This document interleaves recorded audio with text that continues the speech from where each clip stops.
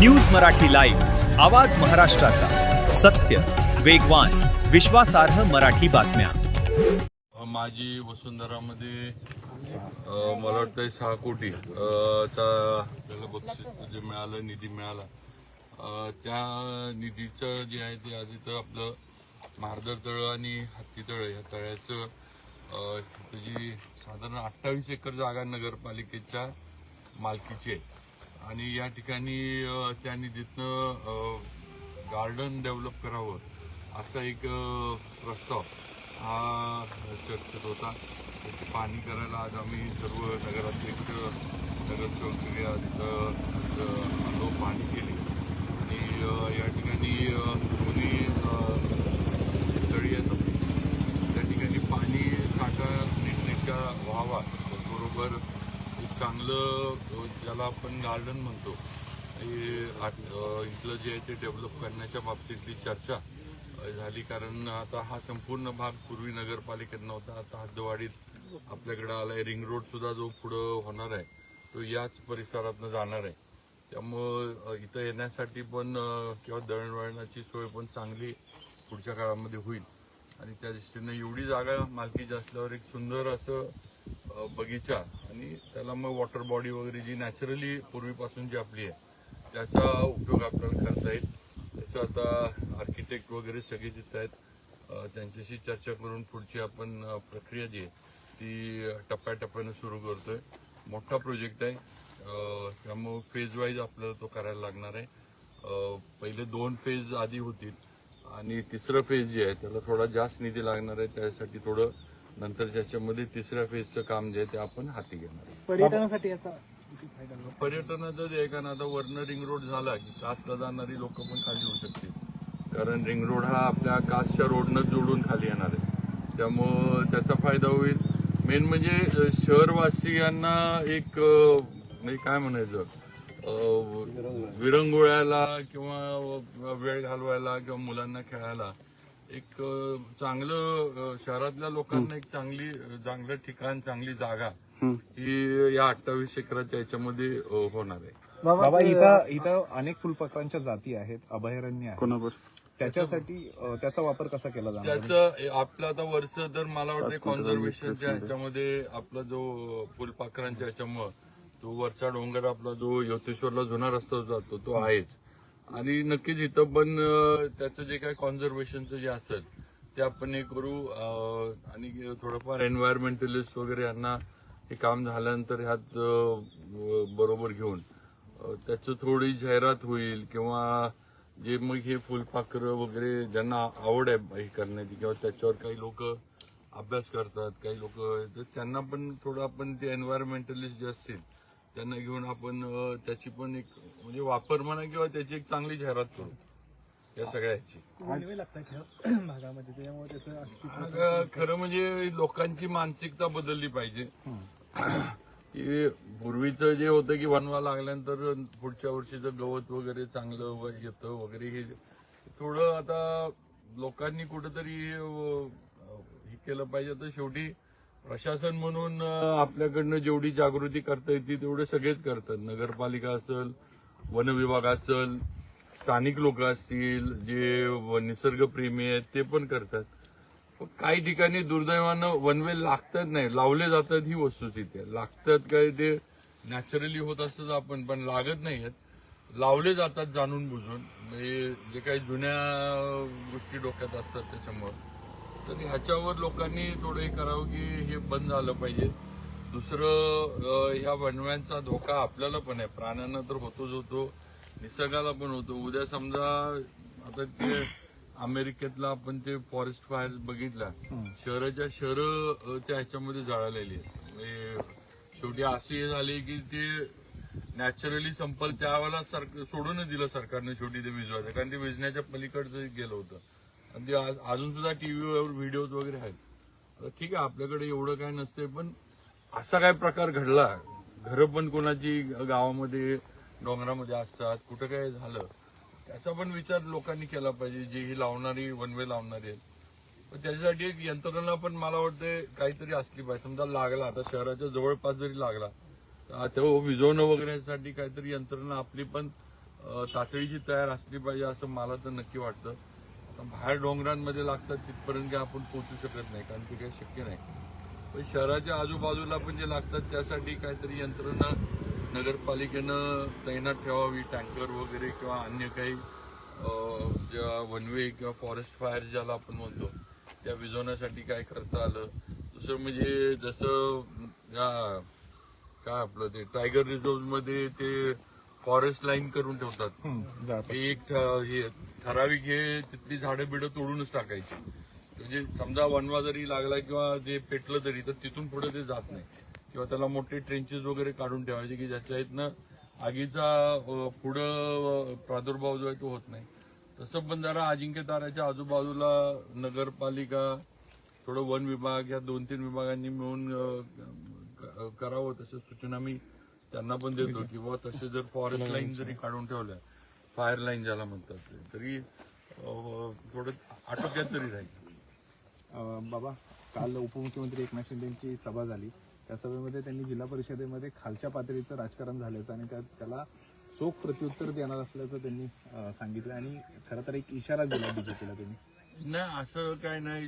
आम्ही शेवटी आम्ही सगळे एकत्र काम करतोय आणि मागं पण आम्ही म्हटलं की जे जिल्हा परिषदला झालं हे स्थानिक राजकारण होतं, या राज्याच्या याच्यामध्ये किंवा त्याचा विषय नव्हता.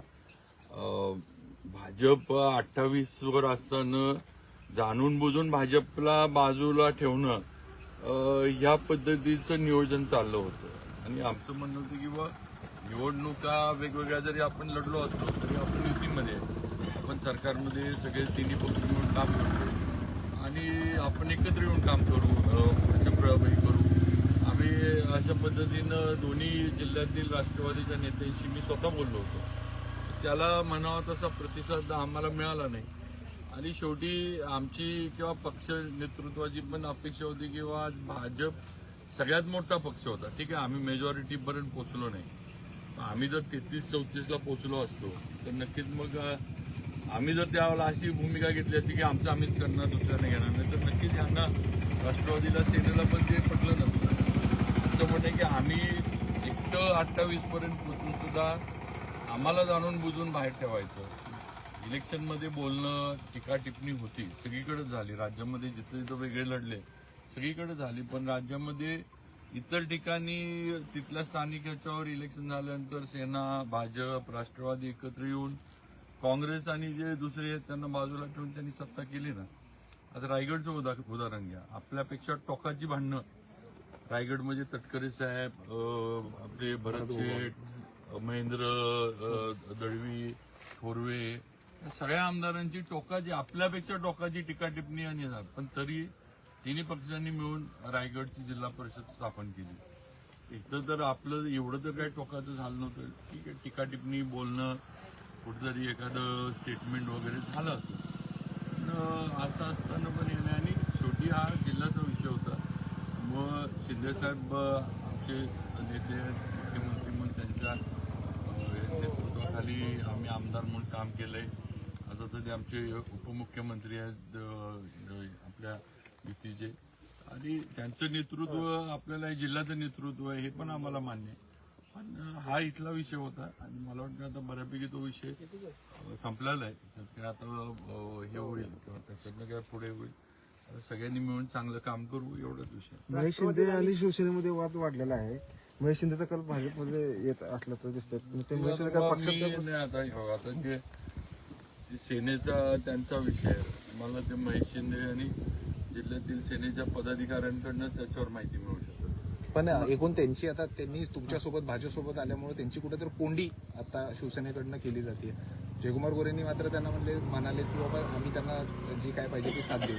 तुमचं काय म्हणणं? प्रियाताई ह्या पहिल्यापासून भाजपच्या पदाधिकारीच आहेत. त्या जिल्हा कार्यकारिणीवर होत्या, नंतर त्या जिल्हा परिषद त्यांनी भाजपच्या उमेदवारीवर लढवली, निवडून आल्या आणि आम्ही त्यांचं नाव भाजपच्या म्हणून आम्ही त्यांचं नाव पुढे केलं. त्यामुळे आम्ही काय सेनेचं कुठं काय करून फोडून केलं असं नाही होत.